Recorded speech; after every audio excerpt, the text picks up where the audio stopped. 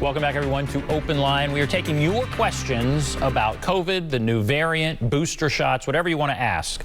Dr. David Aronoff has joined us from Vanderbilt University Medical Center. He is the director of the Division of Infectious Diseases. Several calls. Let's just go back to the phones. Let's go to Barry. Hello, Barry. Hey, how you doing? Fine. Go right ahead. Mr. Hall, I want to thank you and Dr. David for bringing up this discussion on COVID. I have two questions. Number one, what is the source? It seems like we seem to be getting the upper hand, and then boom, here comes this new variant. You know, there has to be a source. There has to be a source that we need to find. And then number two, how is it spreading so quickly? It was this past weekend. It was in South Africa, and like Joe brought up earlier, now boom, here it is in this country and a lot of countries. How is it spreading so fast? Is it spreading in the air? Is it in the water? Is it in our foods? And if it is in the air, then why can't we put something into the air, to combat it, to stop it? If it's in our foods, what foods? If it's in our water, what water? There's got to be a cause, and I think this would be a great case for Phil Williams and for the medical doctor folks to do some very in-depth research, find out what the cause is and what we can do to prevent it and stop it. Now I've had both my vaccinations, my Moderna, and I will be taking the booster here very soon. Okay. But these are just serious questions that because there's got to be a cause, there's got to be a source, and if we can find that, I feel like we can put a stop to this. And of course, the vaccinations are helping. That's very clear. All right. Well, let's ask about the source. Why is it spreading so quickly? So you heard his questions. Take it from here. Yeah. Barry, thank you for your questions, because you've asked questions that are really fundamentally important for us trying to get out front of this pandemic. First of all, let's talk about the source of these variants. The main thing that we're concerned with in terms of variants, and what we mean by variants, are viruses that are slightly different than the original SARS-CoV-2, predominantly with changes to that Velcro on the outside of the virus, the spike proteins. So where does that come from? Well, every time someone gets infected with the SARS-CoV-2 virus, they become a factory that makes billions more of the virus that then they breathe out and other people can breathe in. Well, it turns out that every time that virus copies itself, it's prone to making mistakes, and changes get introduced into the structure of the virus. Some of those changes are actually bad for the virus, and those particles of virus may not even survive. They may not get breathed out by the infected person, or if they do get breathed out, they may not be sticky anymore. The Velcro itself may just have lost its stickiness because of the changes. But every once in a while, and this is what we really refer to as evolution, every once in a while, that new virus that has mistakenly, randomly changed has now got a Velcro that makes it more sticky for the cells in our body. And imagine if I am now breathing out a stickier version of SARS-CoV-2 and somebody near me inhales it, and their body starts to make billions of exact copies of that stickier virus, and then they breathe it out, and then 5 or 6 other people get infected, and so on and so on and so on. That new stickier virus can outcompete the existing variants that are there. And not only that, but because it's stickier, because that Velcro is better at attaching to our cells, we don't have to breathe in very much of that virus to get infected. I want to recall for you, Barry, that early in the pandemic, we estimated that for every one person that was infected with SARS-CoV-2, that they went on to infect 2 or 3 other people. And once we started social distancing and wearing masks, we drove that number down to about 1. So an infected person on average infected 1 other person. But then we started to see the evolution of these variants like Delta that were stickier, and we didn't have to breathe in as much. And what we found is that for every one infected person, they were infecting 5 or 6 or 7 other people. And distance and masks still reduced that, but not quite as much as the original SARS-CoV-2. And so the concern is with Omicron is that it possibly is even more sticky. It's better at attaching to our cells. It's better at spreading from one cell on our body to a neighboring cell, and that allows it to build up to higher levels. So in our breath, there are more virus that are also stickier. So Barry, your question is a good one. And I will just say that the ability for us to generate these variants or mutants is enhanced when the virus is not trying to fight an immune system and it just gets in and starts replicating.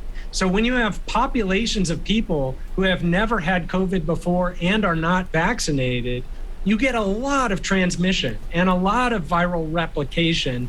And so you increase the likelihood that randomly a super sticky, super contagious variant is going to show up. And that's why Delta came out of under-vaccinated populations. Omicron appears to have come out of under-vaccinated populations. But when more people are immune, it slows the transmission. It slows the replication. It makes it harder for these new variants to emerge. And that's a really long-winded answer. The final part to your question is, how is this spread? It is spread through the air. This virus is spread from my breath to your breath if I'm infected and you're not. And so you asked a great question. Can we do anything to the air to reduce the risk of transmission? Absolutely, we can. We can use better air filtration. HEPA filters with really dense filtration absolutely help reduce the risk that there's virus circulating in rooms. For example, airplanes take advantage of that high HEPA filtration in their small cabins. The other thing is we can create distance, put more air in between you and me. That makes it harder for my breath to end up in your lungs. And also block the air from going from me to you by wearing a mask. We absolutely are doing things to treat the air to prevent transmission. So Barry, great question. I'm sorry that my answer was a bit long-winded. Well, thank you. That was a great answer. And part of what you said before is with this, there's so many people that are asymptomatic. So they have it, they're spreading the disease through the air by breathing, and they don't know it, and that makes things even more complicated. Certainly when you see a movie like, you know, Contagion or whatever, it seems like people get sick and it just, but that's not what's happened this time. There are lots of people who are asymptomatic, and that helps only spread it more in a way. But let's go to Ed. Hello, Ed. Yes, hello. Go right ahead. Hello, John. Yes, sir. Go ahead. Good evening to you. Thank you. We're enjoying the program very much. Dr. Aronoff, my question is one regarding my wife. Both she and I took our second shots on the 28th of April this year. They were Pfizer vaccines. She had a very violent reaction the next day. And not only a violent reaction during the following day, but one that has had effects carry on for months afterward. Now, where we can't be 100% sure this was from the vaccination. As we look back on exactly what happened, and we've spoken to a couple of different of our health professionals about this, we do believe that it's quite likely that this happened as a result of the second vaccine. Knowing this, is there anything you can suggest? We're in a quandary about what to do, and especially with the new development providing, you know, lots of more opportunity for her to be vulnerable. Can you help us in the way of some advice? As far as the booster, right? Yes. Okay. We don't want her to take the booster. Excuse me, I didn't say that. Yeah. All right. What about that? Well, Ed, thank you for that question. And obviously, without being involved in you or your wife's care, it's hard to make specific recommendations, but a general recommendation would be something along these lines, which is if there's any inability to tolerate an mRNA vaccine, which is what the Moderna and Pfizer vaccines are, then remember that there are these adenovirus vector vaccines, the J&J vaccine, for example, that is quite different from the mRNA vaccine. So people who have had a reaction to one type of vaccine may absolutely be eligible for the other type. So one thing is to talk to your licensed healthcare professional about whether the J&J vaccine would be a better approach. I personally would say it is much better to get a boost from the J&J vaccine than no boost at all.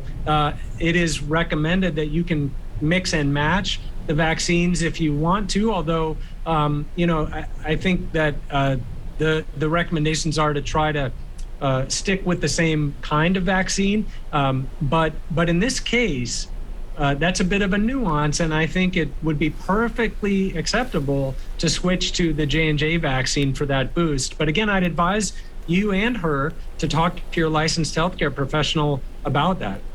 Generally speaking, and thank you for that, and I hope that helps you. And there are a lot of people that have these kinds of questions, Ed. Is it okay, or is it even preferable? Let's say you got Pfizer, would there be and you didn't have a terrible reaction. Would there be is it preferable to get Pfizer again, or is it preferable to get a different one to give you some different kind of immunity? Like, would you seek out the Moderna or J&J, or would you stick with the same one? Well, I really think that when it's coming to boosting, that these vaccines are all doing a good job of boosting themselves in terms of Moderna boosting Moderna, Pfizer boosting Pfizer, J&J, and we don't really know that mixing and matching is any better. What I will say is there's some theoretical reasons why there may be some advantages to one over another. For example, when we look at the two mRNA vaccines, they're very, very similar. But the Moderna dose for the regular vaccine is 100 micrograms of mRNA. The regular dose for the Pfizer vaccine is 30 micrograms of mRNA. So it's less than a third of the dose of Moderna. And so that has led people to say that may be why there's some evidence that the Moderna vaccine is more durable than the Pfizer vaccine, is that it's simply a matter of dose. When it comes to the booster, the Moderna dose is not the same as its regular dose. Instead of 100 micrograms, the Moderna booster is half of that. It's 50 micrograms. But 50 micrograms is still higher than 30 micrograms, which is the Pfizer booster dose. So you could speculate that the Moderna booster will be more durable and stronger than the Pfizer boost, but we really don't yet have data to say that clinically matters. And I think our problem in the United States, which is the same problem we have worldwide, is not the nuance of which booster to get, but is getting people vaccinated who are not vaccinated at all. That's the biggest challenge we have. And so, I think it's great that some of us are in the position to be asking which booster should we get. But the biggest public health threat right now for us are the people who are not vaccinated at all. And we really need to help address anxieties and concerns around that, make sure that we're doing our best to get vaccines available to people, and not only in the US, but also worldwide.